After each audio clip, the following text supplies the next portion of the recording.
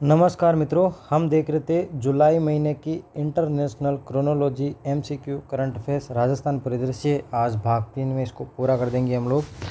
पहला सवाल है कि राजस्थान की सहकारी शिक्षा और प्रबंधन संस्थान द्वारा 20 जून यानी कि योग दिवस से एक दिन पहले स्वच्छता मैराथन का आधिकारिक थीम क्या थी। अब एक चीज़ समझिए आप, स्वच्छता को सहकारिता से जोड़ा गया है तो क्या थीम हो सकती है। सहकारिता से समृद्धि आपको मैंने थोड़े दिन पहले बताया कि ये भारत टैक्सी की है, सहकार से समृद्धि। फिर आपने कहा कि स्वच्छता ही सेवा, तो स्वच्छता अभियान की है।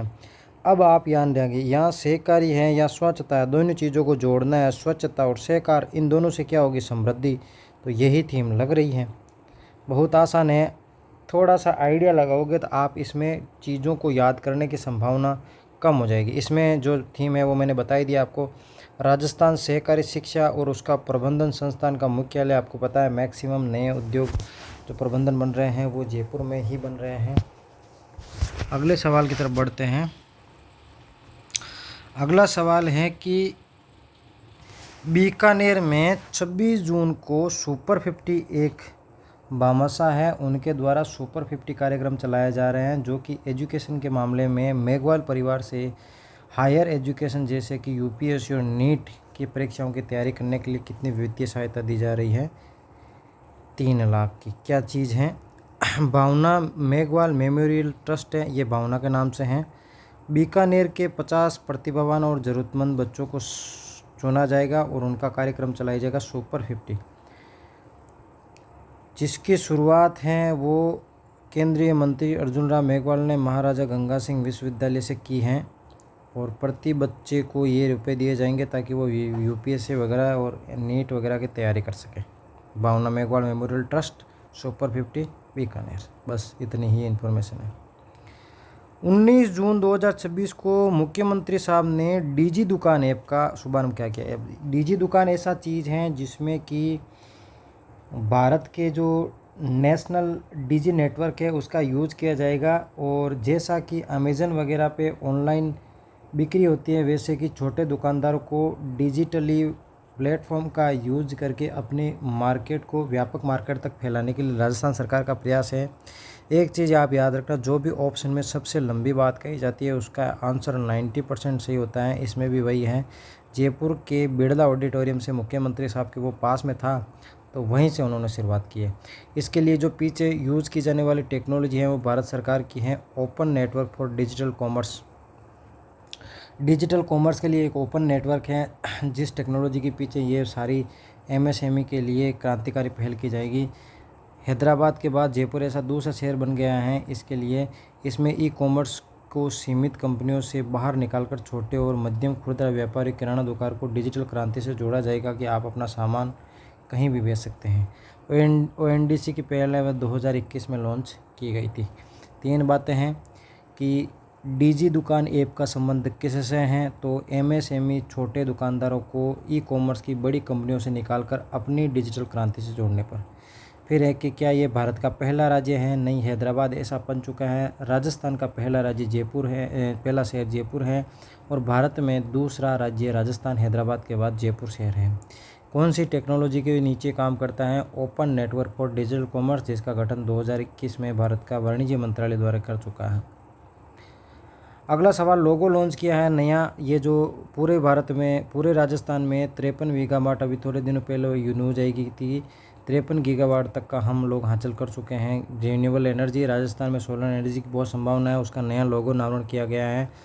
तो ये वाला लोगो है, ये किसके द्वारा अनावरण किया गया था, आपको पता है कि ऊर्जा मंत्री कौन है, हीरालाल नागर या भजनलाल वागड़ा, दोनों कर सकते हैं।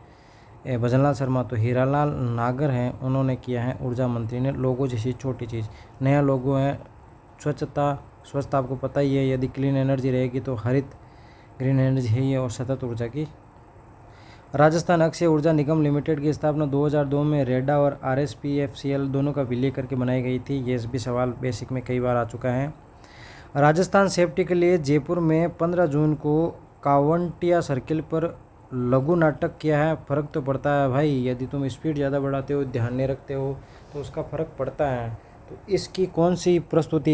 ये हैं 100 में से 2 कम 98वीं प्रस्तुति है ये, जिसमें कि विक्रम बेताल की पौराणिक कहानी है, जिसमें कि एक विक्रम बेताल की कहानी है कि एक राजा है, उसको प्रश्न दिया जाता है कि यदि तुम्हें वहाँ तक पहुँचना है तब तक तुम्हारे पीछे एक पेचहास रहेगा, वो लगातार आपसे सवाल पूछेगा। यदि तूने सही सवाल जवाब दे दिया तो तुम्हें वापस आना पड़ेगा, और यदि जवाब नहीं दिया तो तुम्हारी खोपड़ी फट जाएगी। इस तरीके का एक पौराणिक नाटक है। उसको बेस बनाते हुए यातायात की लघु नाटक फर्क तो पड़ता है बाइक से संबंधित कार्यक्रम का आयोजन किया गया ताकि लोगों में अवेयरनेस रहे, सुरक्षा के संबंधित सड़क नियमों का पालन करें। आयोजन करने वाला है रस रंगमंच और राजस्थान का सड़क सुरक्षा विभाग। यह 98वीं प्रस्तुति है, 97 पहले कर चुके हैं, 100 से 2 ही कम है। 11 से 17 जनवरी बिल्कुल साल लागू होते हैं। 11 तारीख को ही राष्ट्रीय सड़क सुरक्षा सप्ताह का आयोजन किया जाता है, ये भी ध्यान रखना आप। जनरल इन्फॉर्मेशन है, एक एक 2 लाइन का पता हो तो सवाल को एलिमिनेट करना आसान हो जाता है। ई श्रम पोर्टल न्यूज़ में रहता है। राजस्थान सरकार, भारत सरकार चाहती है कि गैर पंजीकृत श्रमिकों का यहाँ रजिस्ट्रेशन हो। तो आपको पता ही है कि सबसे ज़्यादा श्रमिक है ही कृषि में, तो उसका ही होगा, क्योंकि जो सबसे कम पंजीकृत गैर पंजीकृत क्षेत्र वो सबसे बड़ा वो कृषि का है। इसमें पंजीकृत जो है, पंजीकृत मैक्सिमम है या उसके बाद सेकंड नंबर पे या थर्ड नंबर पे है। यहाँ पे तो मैक्सिमम लगभग 90% से ज़्यादा गैर पंजीकृत ही है। तो अनौपचारिक सेक्टर से जुड़ा हुआ तो वो नंबर भी बड़ा हो जाएगा। महिला 53% जुड़ी हैं। असंगठित क्षेत्र के कामगारों के लिए स्वदेशी ई श्रम पोर्टल की शुरुआत 15 अगस्त के 11 दिन बाद 2021 में कोविड के बाद की गई थी। जयपुर के प्रसिद्ध वरिष्ठ समाजसेवी और हास्य सम्राट थे RD बाहिती साहब। उनका निधन हो गया 5 जून पर्यावरण दिवस की उपलब्धि में। 1970 में किसकी स्थापना उन्होंने की थी? तो 1970 में उन्होंने उत्तर का प्रथम सामूहिक और जयपुर प्रथम हास्य क्लब की स्थापना की थी। 1970 में उन्होंने की थी। जयपुर के वरिष्ठ समाजसेवी प्रमुख व्यवसायी, इनका नाम जगत मामा भी कहते हैं। RD बाहिती साहब का 90 वर्ष की उम्र में निधन हो गया। 1970 में जयपुर के प्रथम हास्य क्लब की स्थापना की। और योग के हास्यासन की लोकप्रियता, उन्होंने कहा कि भाई जैसे योग एक शरीर स्वस्थ रखने का तरीका है, वैसे भी हंसी एक योग का तरीका है। उनकी अन्य भूमिका राजस्थान स्वास्थ्य संबंधित जो बहुत सारी चीज़ें हैं उनमें उनका योगदान है। 1970 के बजाय 1975 में उत्तर भारत का प्रथम सामूहिक विवाह का आयोजन इन्होंने किया। 6 जून 2026 को होटल हॉलिडे इन में नई दिल्ली में सात्विक वीणा के रचयिता पंडित सलील विश्वमोहन भट्ट को कौन सा सम्मान, ये थोड़ा दिन पहले भी आया था, अटल भारत गौरव सम्मान से सम्मानित किया गया है। तो कुछ भी याद नहीं रखना है, बस इतनी सी आपको पता होना चाहिए कि सलील विश्वमोहन भट्ट वीणा वादक के सर्वश्रेष्ठ कलाकार हैं। तो उनको कौन सा सम्मान दिया गया? अटल जी के सम्मान में दिया जाने वाला अटल भारत गौरव सम्मान किसने दिया है? तो अवार्ड ट्रस्ट ऑफ इंडिया ने दिया है। उसके बाद तारीख आपको इसकी याद नहीं रखनी है और होटल का नाम आपको याद नहीं रखनी है। ये इन्फॉर्मेशन थोड़ी ज़्यादा इम्पोर्टेंट है। 4 से 6 जून 2026 को भरतपुर में आयोजित हुआ प्रथम राज्य स्तरीय सीनियर पैरा की कबड्डी चैंपियनशिप। अब सवाल पूछा है कि पुरुषों का विजेता कौन रहा है? तो पुरुषों का जीता हुआ अजमेर रहा है। LP इंटरनेशनल स्पोर्ट भरतपुर में हुआ। पहली चीज़ ध्यान रखना, चूँकि राज्य स्तर का है, सीनियर टूर्नामेंट है, पहली बार हो रहा है, पैरा का कबड्डी है, इसलिए आपको याद रखना चाहिए कि भरतपुर में हुआ मुख्यमंत्री साहब के गृह जिले में। किसने आयोजन किया? यह आसान है, पैरा। उसके बाद amateur kabaddi association of Rajasthan ही करवाएगा। 10 टीमों ने भाग लिया। अजमेर पुरुषों का विजेता रहा, हालांकि भरतपुर उपविजेता रहा। जयपुर तीसरे स्थान पर रहा, लेकिन महिलाओं की बाजी जो तीसरे स्थान पर आई महिलाएं वो पुरुष है, उसमें महिलाओं ने जयपुर ने प्रथम स्थान हासिल कर लिया। एक चीज़ और याद रखना कि ये जुलाई महीने में ये पैरा की राष्ट्रीय कबड्डी प्रतियोगिता हो रही है। इसका आयोजन जयपुर में किया जाएगा जुलाई महीने में। तो जो राज्य स्तरीय प्रोग्राम है वो तो किया गया भरतपुर में, और राष्ट्रीय स्तर की पैरा कबड्डी चैंपियनशिप होगी जयपुर में। महिला राज्य स्तरीय सीनियर पैरा कबड्डी चैंपियनशिप रही, उसका पुरुषों का विजेता अजमेर रहा है और महिलाओं की विजेता जयपुर रहा है। अभी 8 जून 2026 को राष्ट्रपति भवन में राष्ट्रपति द्रौपदी मुर्मू द्वारा वीर चक्र से सम्मानित ग्रुप कैप्टन अनिमेष पाटनी का संबंध राजस्थान के किस जिले से है? जो भी सबसे बड़ा ऑप्शन है उसको कर देना है बाराकुंजेड़। ये होते हैं 3 चीज़, ये होता है परम विक्रम वीर चक्र, ये परमवीर चक्र, ये महावीर चक्र और ये वीर चक्र। ये बीच में अशोक स्तंभ और 5 स्टार्स वगैरह साइड में है ऐसा। तो बारां जिले के कुंजेड़ गांव के थे ग्रुप कैप्टन अनिमेष पाटनी, उसको वीर चक्र दिया है राष्ट्रपति महिला ने। और ऑपरेशन सिंदूर में इनकी शानदार भूमिका के कारण इनको ये सम्मान दिया गया है वायु मिसाइल स्क्वाड्रन नेतृत्व में करने के कारण। अगला सवाल देखते हैं कि जून 2026 में राज आंगन रिजॉर्ट में आयोजित मिस डेजर्ट का खिताब राजस्थान की किसने जीता है? तो इसका जवाब है पूनम कुमावत ने जीता है। पूनम कुमावत ने। पूनम बनी Miss Desert. Miss Rajasthan Miss Desert मतलब ये जो मरुस्थलीय क्षेत्र है उसका सबसे ब्यूटी लड़की कौन है साल की, तो उस हिसाब से आयोजन किया जाता है। 2026 का आयोजन रहा। ये याद नहीं रखना आपको, सिर्फ पूनम का नाम याद रखना है, पूनम और डेजर्ट का कुछ कनेक्शन करके। 8 जून 2010 को 2026 के बेंगलुरु में आयोजित 36वीं जूनियर और सब जूनियर राष्ट्रीय पैरा तैराकी में जयपुर के सिद्धांत कुमार ने कुल कितने मेडल जीते? ये हैं सिद्धांत कुमार, देखो आप, इसके दोनों तरफ हाथ नहीं, फिर भी तैराकी में इन्होंने 3 पदक जीते हैं, 1 रजत और 2 कांस्य बेंगलुरु में हुई टूर्नामेंट का। 26वीं जूनियर और सब जूनियर राष्ट्रीय तैराकी चैंपियनशिप का आयोजन बेंगलुरु के जी स्विम अकादमी वाइट फील्ड में किया गया था। इसमें ये सिद्धांत कुमार जो कि जयपुर में, उन्होंने 3 पदक जीते हैं। 100 मीटर बैक स्ट्रोक मतलब पीठ के बल तैरना पड़ता है, उसमें इन्होंने शानदार प्रदर्शन करते हुए रजत पदक जीता।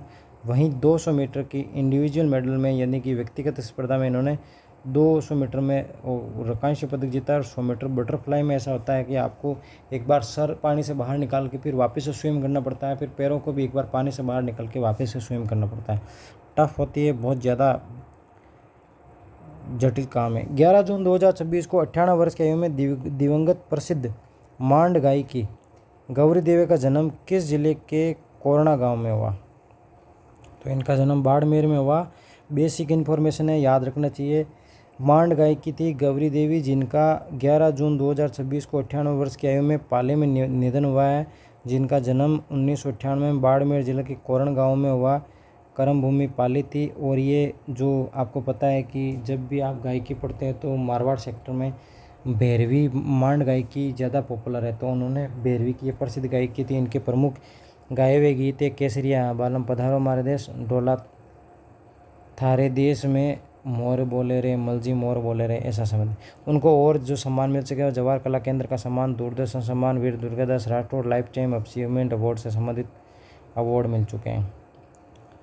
अभी ये कलेक्टर जितेंद्र कुमार सैनी हैं, ये साहित्य में बहुत रुचि रखते हैं। उनकी लेखन का यूज़ करते हुए राजस्थान सरकार इनको DPIR में भेज सके, जहाँ पर ये सुजस वगैरह की पत्रिका छपती है। तो ये मध्य प्रदेश का अवार्ड है 2024 का, प्रोफेसर विष्णुकांत शास्त्री पुरस्कार। वो उनकी किस हिंदी की लेखन? आपको पता है कि बरखान राजस्थानी है और रणखार भी राजस्थानी है, तो ये हो नहीं सकता। केसरिया बालम गाना है, तो यही होगी ओकू हेपा के लिए उन्हें अवार्ड दिया गया है। इससे पहले इनको राजस्थान का हिंदी सेवा पुरस्कार भी इस पुस्तक के लिए दिया चुका है। ये एक तरीके से यात्रा वृत्तांत है। और ये मध्य प्रदेश ने 1 लाख रुपए दिए हैं। ये हनुमानगढ़ के धनासर गांव के मूल निवासी हैं डॉक्टर सोनी साहब। मादक तस्करी के लिए नशा माफिया पर प्रहार करने के लिए ऑपरेशन वज्र प्रहार कौन सी पुलिस ने चलाया? भाई चित्तौड़ के पास में सबसे ज़्यादा अफीम गांजा बिकता है, तो उसकी वजह से 12 में भी प्रॉब्लम्स क्रिएट करता है, इसलिए 12 पुलिस ने चलाया है ऑपरेशन वज्र प्रहार। बस इतना से याद रखना है कि आप ऑपरेशन वज्र प्रहार 12 ने चलाया है, ताकि मादक तस्करी पर कंट्रोल कर सकें, संपत्ति को जब्त कर सकें। कह रहा है कि Rajasthan anti narcotics task force द्वारा गठन किया गया ऑपरेशन जमुहार नामकरण किन 5 राज्यों के शुरुआती अक्षर को? अब आपको पता है कि यदि जमुहार है तो जैसे जम्मू कश्मीर, उसके बाद में से मणिपुर, मू है तो यू का मतलब उत्तर प्रदेश, हार का मतलब एच हरियाणा, रे का मतलब राजस्थान, तो ये हो गया 2 नंबर। बहुत आसान है association. Rajasthan anti narcotic task force ने ये महाअभियान चलाया ऑपरेशन जमुहार, जिसमें ये 5 राज्यों से आने वाली तस्करी को रोका जा सके। नेटवर्क को कंट्रोल किया जा सके और इसकी धरपकड़ करने वाली कमान महिला हनुमानगढ़ टीम की प्रभारी है इंस्पेक्टर करणजीत कौर, उसको दी गई है। तो ये आप लाइन याद रखना। बहुत ज़्यादा गर्मी पड़ रही है, उसको समाधान के लिए जयपुर नगर निगम ने ये अमृत सेवा अभियान चलाया है। तो ये 6 का काम किया इन्होंने, इसलिए ये न्यूज़ में आया है कि याद रखना। अमृत सेवा समाधान किससे संबंधित है? तो राहगीरों को गर्मी से राहत, पानी पिलाना, शरबत पिलाना संबंधित, आश्रय ठहरने की व्यवस्था करने संबंधित। कुछ वन लाइनर हैं जो आपको देखना चाहिए। प्लस पोलियो अभियान चलाया गया था। अंतर्राष्ट्रीय योग दिवस मना लिया गया। आरोग्य महोत्सव 2026 जयपुर के बिरला मौसम में। रोबोटिक सर्जरी का शुभारंभ, अजमेर की रोबोटिक सर्जरी का शुभारंभ वासुदेव देवनानी ने। ये ज़्यादा इंफॉर्मेशन है। ई गवर्नेंस का 29वां सम्मेलन जयपुर के राजस्थान इंटरनेशनल सेंटर में किया जा रहा है। पीबी रामजी जो ये मनरेगा का नाम चेंज किया गया, वो 1 जुलाई 2026 से पूरे भारतवर्ष में लागू हो जाएगी। हल्दी घाटी के युद्ध में ये कलाकार महावीर भारती की पहल पर हरिभाऊ बागड़े ने शिल्प प्रदर्शनी का आयोजन किया। और कौन सी वनलाइन है? औषधीय पौधों में नवीन प्रगति सम्मेलन आइडियल पब्लिक एजुकेशन सोसाइटी द्वारा 2 दिवसीय राष्ट्रीय सम्मेलन 2026 केशवराय पाटिल बुद्धि में आयोजन किया गया। राजस्थान फाउंडेशन अमेरिका का न्यू चैप्टर्स की शुरुआत की गई। Iconic artist of the year 2026 Hindustan book of records द्वारा आयोजित heritage of India award Anisha Kabra को नवाजा गया। वापस देख लेते हैं। Iconic artist of the award Hindustan book of records द्वारा आयोजित हेरिटेज अवार्ड ये दिया गया। राष्ट्रीय युवा परिषद से सवाल पहले भी आ चुका है। 2026 देहरादून की दून यूनिवर्सिटी में आयोजित की गई 17 से 19 जून में। उसमें जयपुर की छात्रा अजुनी तिवाड़ी, घनश्याम तिवाड़ी के परिवार से संबंध रखने वाली अजुनी तिवाड़ी को दिया गया, मतलब उन्होंने भागीदार निभाई। वहाँ ice hockey association of Rajasthan की अंडर 12 में देहरादून में आयोजित IHAI जो है ये ice hockey association of Rajasthan, उसके अंडर 12 के चैंपियनशिप में ब्रॉन्ज मेडल जीता है राजस्थान ने। आज की खबर में इतना ही था। धन्यवाद।